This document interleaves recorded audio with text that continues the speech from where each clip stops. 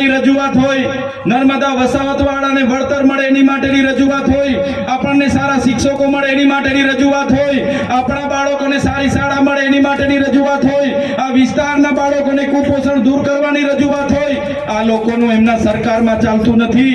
આ લોકો અહીંયા આવીને તમારી સામે દાદાગીરી કરે છે, પણ સરકારમાં આ લોકોનું ચાલતું નથી. આ લોકો ચાવીથી ચાલતા રમકડાની જેમ જ છે, બીજું કંઈ આ લોકોથી થવાનું નથી. ત્યારે અમારી સભામાં જ્યારે મોટે ભાગેના લોકો આવે તો ભારતીય જનતા પાર્ટીના નેતાઓ એમના લાગતા વળગતા ભૂમાફિયાઓ બુટલેગરો અમારા લોકોને ડરાવવાની વાત કરે છે. કહે છે કે ભાઈ આજે તમે ચૈતરભાઈ વસાવાની સભામાં કેમ ગયા હતા, કેમ તમે ભાષણ સાંભળવા ગયા? હવે તમને ઝૂંપડું નહીં મળશે, હવે તમે મનરેગામાં રોજગારી નહીં મળશે, અમે તમને જોઈ લઈશું. ડરાવે છે, ધમકાવે છે, ને અમારો માણસ નબળો હોય એને મારી પણ દે છે. ત્યારે આ ભાજપના નેતાઓને કહેવા માંગુ છું, આ ચૈતર વસાવાની ટીમ છે, અરવિંદ કેજરીવાલની ટીમ છે, આ કોઈ કોંગ્રેસ વાળા નથી. અમારા લોકોને હવે પછી તમે હાથ લગાડશો, તમારા બધાના મોર બોલાવી દઈશું. અમે મોર બોલી જશે આવનારા દિવસોમાં, બધાને છોડવાના નથી. ત્યારે આ વિસ્તારના 28 ગામોમાં હવે હાઇડ્રો પ્રોજેક્ટ આમણે મંજૂર કરી દીધો. ભાજપના સરપંચોએ બારોબાર ઠરાવો આપી દીધા, ભાજપના તાલુકા પ્રમુખે બારોબાર ઠરાવ આપી દીધો, જિલ્લા પ્રમુખે મંજૂરી આપી દીધી, અને હાઇડ્રો પાવરનો પ્રોજેક્ટ આવે છે. ખબર છે ને બધાને? 28 ગામોના લોકોનું સર્વે થાય છે. કલેક્ટર અને એમના એસપી પોલીસનો ઉપયોગ કરીને બળજબરી પૂર્વક ત્યાં ગ્રામ સભાઓના ઠરાવો માંગે છે, જમીનોના સર્વે કરાવે છે, અને અદાણીને અંબાણીને આ વિસ્તારની જમીનો આપવાની વાત કરે છે.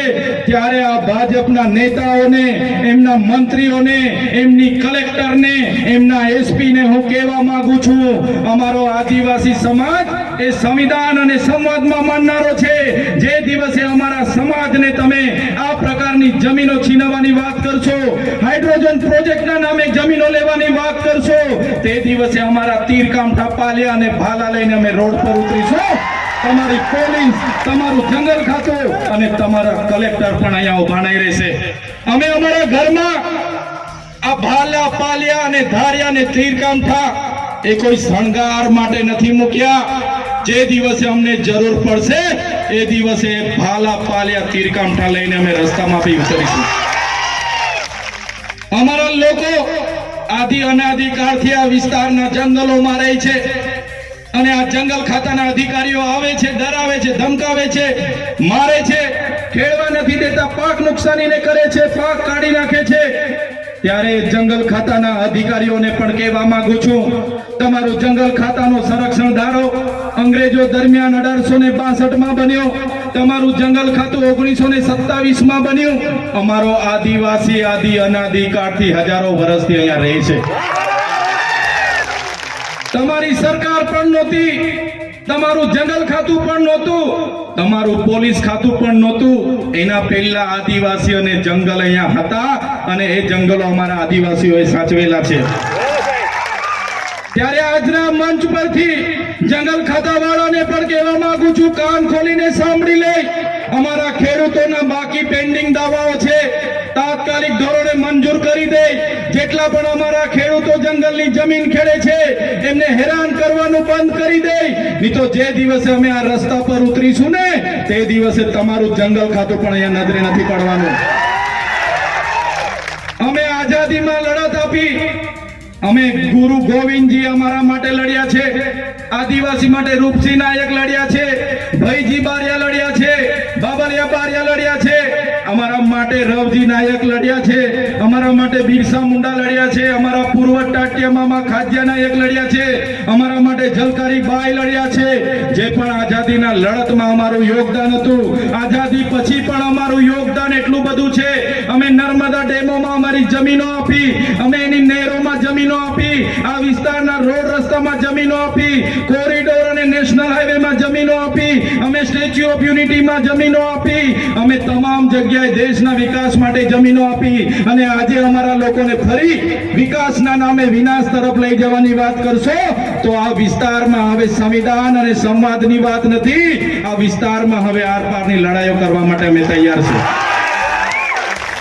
જે દિવસે જરૂર પડશે અમે અમારા ઓજારો સાથે ગાંધીનગર તરફ પણ કૂચ કરીશું, અને અમને જરૂર પડશે એ દિવસે ગાંધીનગરમાં નેપાળવાડી કરવા માટે પણ અમારી તૈયારી છે.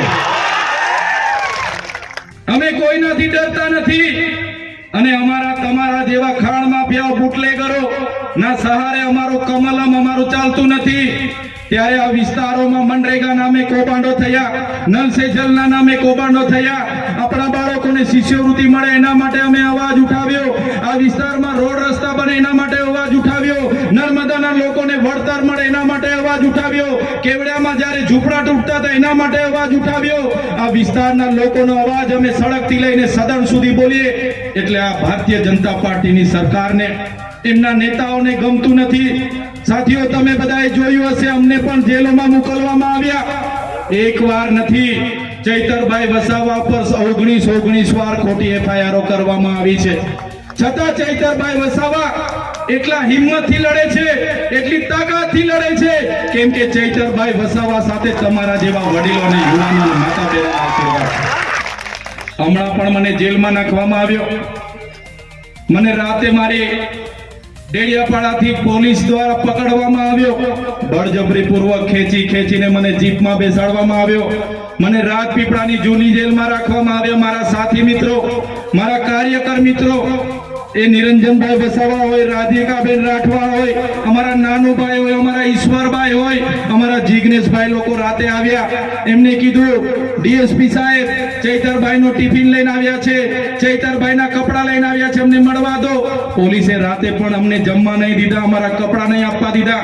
બીજા દિવસે મામલતદારમાં રજૂ કરવાના હતા, ડેડિયાપાડાની કોર્ટમાં રજૂ કરવાના હતા, ત્યાં મને લઈ જવામાં નહીં આવ્યો. સામાન્ય બાબતમાં મને સેશન કોર્ટમાં લઈ જવામાં આવ્યો. સેશન કોર્ટમાં મારા વકીલો, ચૈતરભાઈના વકીલ છે, એમનો કેસ લડવા આવ્યા છે, અમને જવા દો. છતાં કોઈ વકીલને કોર્ટમાં નહીં આવવા દીધો. કોર્ટમાં નહીં આવવા દઈને મને જામીન રદ કરવામાં આવ્યા. મને રાજપીપળા જેલમાં નાખવાની જગ્યાએ મને બરોડાની સેન્ટ્રલ જેલમાં નાખી દેવામાં આવ્યો. સાથીઓ, બરોડાની સેન્ટ્રલ જેલ પાકા કેદીઓની જેલ, સયાજીરાવ ગાયકવાડે બનાવેલી જેલ, અંગ્રેજો વખતની જેલમાં એક નાની કોટડીમાં મને પૂરી દેવામાં આવ્યો. બહારથી કોઈ ટિફિન નહીં, કોઈ બિસ્તરો નહીં, કોઈ કપડાં નહીં. બહારના મારા ઘરવાળા મળવા આવે, મારા કાર્યકરો મળવા આવે, મારા વકીલો મળવા આવે, કોઈને પરવાનગી નહીં. ખૂબ વેતનાઓ આપી, ખૂબ ત્રાસ આપ્યો. એમણે કીધું, તમારા જામીનો 3 મહિના કે 3 વર્ષમાં પણ નથી થવાના. તમે ભારતીય જનતા પાર્ટી સામે કેમ બોલો છો? તમે આદિવાસીઓ માટે કેમ લડો છો? તમે વિદ્યાર્થીઓ માટે કેમ લડો છો? તમે ખેડૂતો માટે ભાવ વધારા માટે કેમ લડો છો? તમે નર્મદાના વિસ્થાપિતો માટે કેમ લડો છો? તમે નર્મદાનું પાણી છોટાઉદેપુરને મળે એના માટે કેમ લડો છો? તમે લડવાનું બંધ કરવાનું કહો, અમને લેખિતમાં આપો, પછી તમને છોડીએ. પણ તમારા બધાના આશીર્વાદ હતા, એ લોકો સામે મેં ઝૂક્યો નથી, અને 80 દિવસમાં છૂટીને તમારી વચ્ચે આવ્યો છું. આટલી બધી વેદનાઓ મારે એટલા માટે કહેવી પડે કે તમારી લડત લડતા લડતા અમારે પણ જેલો વેઠવી પડે છે, અમારા પરિવારોએ જેલો વેઠવી પડે છે, અમે વેદના વેઠીએ છીએ, દુઃખ વેઠીએ છીએ, છતાં ભારતીય જનતા પાર્ટીની તાનાશાહી સામે ઝૂકતા નથી, કેમ કે અમે તમારા દીકરા છે અને તમારા ન્યાય માટે લડતા રહેવાના છે. અમે ધારાસભ્ય નહોતા. અભિયાન અંતર્ગત છોટાઉદેપુરના નસવાડી ખાતે જાહેર સભા મળી અને હજારો લોકો આજે અહીંયા ઉમટી પડ્યા છે. ત્યારે આજની સભામાં જે પ્રકારે તમે જોયું હશે, લોકોના એટલા બધા પ્રશ્નો છે. આજે વિકાસના નામે આઝાદીના 78 વર્ષે અમૃત મહોત્સવ કાઢવામાં આવે છે. આ જ નસવાડીના ઉપરના ભાગમાં તુરખેડા ગામ આવ્યું છે. આજે ત્યાં જવા માટેનો રસ્તો નથી. બેન જ્યારે પ્રસૂતિથી પીડાયા, એને ડિલિવરી માટે લઈ જવાનું હતું તો ઝોલીમાં લઈ જવું પડ્યું. શું આ તમારો આ જ ગુજરાત મોડલ છે? આ જ વિકાસ છે? આજે અહીંયા કાંદા ગામ છે, ત્યાં બાળકોને બેસવા માટે આંગણવાડીનું મકાન નથી, ઝાડ નીચે ભણે છે. શું આ વિકાસ છે? ત્યારે જે પ્રકારે રોડ રસ્તાની વાત હોય, આંગણવાડી વાત હોય, સ્કૂલની વાત હોય, શિક્ષણની વાત હોય કે આરોગ્યની વાત હોય, અહીંયા દવાખાનામાં આરોગ્યમાં સાધનો નથી, ડૉક્ટરો નથી, અને જે નેતાઓ અહીંયા મોટા નેતાઓ બનીને ફરે છે, પોતાની સરકાર હોવા છતાં કશું કરી નથી શકતા, ત્યારે આજે લોકોનો આક્રોશ તમે જોઈ શકો છો. હજારોની સંખ્યામાં લોકો અહીંયા આવ્યા છે અને આવનારા દિવસોમાં પરિવર્તનની લહેરમાં એ લોકો જોડાયા છે અને આવનારા દિવસોમાં તાલુકા પંચાયત, જિલ્લા પંચાયત સ્વતંત્ર રીતે આમ આદમી પાર્ટી તમામ જગ્યાએ લડવાની છે અને અમને પૂરી ખાતરી છે કે આમ આદમી પાર્ટી આવનારા દિવસોમાં જીતવાની છે. જિલ્લામાં એમનું ડૉક્ટર નથી, એમને સર્જન નથી. અમે અગાઉ પણ જિલ્લાની જે મુખ્ય સિવિલ હોસ્પિટલ છે એની મેં પોતે મુલાકાત લીધી હતી. તમે જોયું હશે, એક જિલ્લાના ડૉક્ટર હતા અને સબવાહિની તો એક પણ નથી. માણસ કોઈ મૃત્યુ પામે તો એને ટ્રેક્ટરમાં નાખીને લાવવા પડે છે. આ વરવી વાસ્તવિકતા. એક બાજુ સ્ટેચ્યુ ઓફ યુનિટીના નામે દેશ વિદેશમાં આપણા વડાપ્રધાન શ્રી ડંકો વગાડે છે, ગુજરાત મોડલની વાત કરે છે, અને અહીંયા શિક્ષણનું સ્તર તમે જોઈ લો, રોડ રસ્તા તમે જોઈ લો, કુપોષણની સ્થિતિ તમે જોઈ લો, સિકલ સેલની સ્થિતિ તમે જોઈ લો, લોકો પર રોજગારી નથી, નર્મદા ડેમ ઉપર છે એમાં જમીનો ગઈ છે પણ સિંચાઈનું પાણી નથી. એટલે આ તમામ બાબતોમાં અગાઉના નેતાઓએ લોકોને છેતરેલા છે, પણ હવે લોકો છેતરાવાના નથી. આમ આદમી પાર્ટીમાં રહીને આગળ વધવાના છે. તમને અમે સિંચાઈનું પાણી મફત આપીશું, તમને વીજળી મફત આપીશું અને ઘરમાં એક વ્યક્તિને કાયમી નોકરી આપીશું. ત્યારે નર્મદાના વિસ્થાપિતોને આજે ગાંધીનગર 50 ધક્કા ખાવા પડે છે, પણ આજ દિન સુધી એક પણ લાભ નથી મળ્યો. એનો જવાબ એમણે આપવો જોઈએ. એમનો જવાબ કેમ નથી આપતા? આજે તુરખેડામાં જે મારા બેન હતા, એ બેન જ્યારે એને પ્રસૂતિની પીડા ઉપડી, એને ડિલિવરી માટે લઈ જાવ, સાહેબ શ્રીનો મિત્રો, સાહેબે જે વાત કરી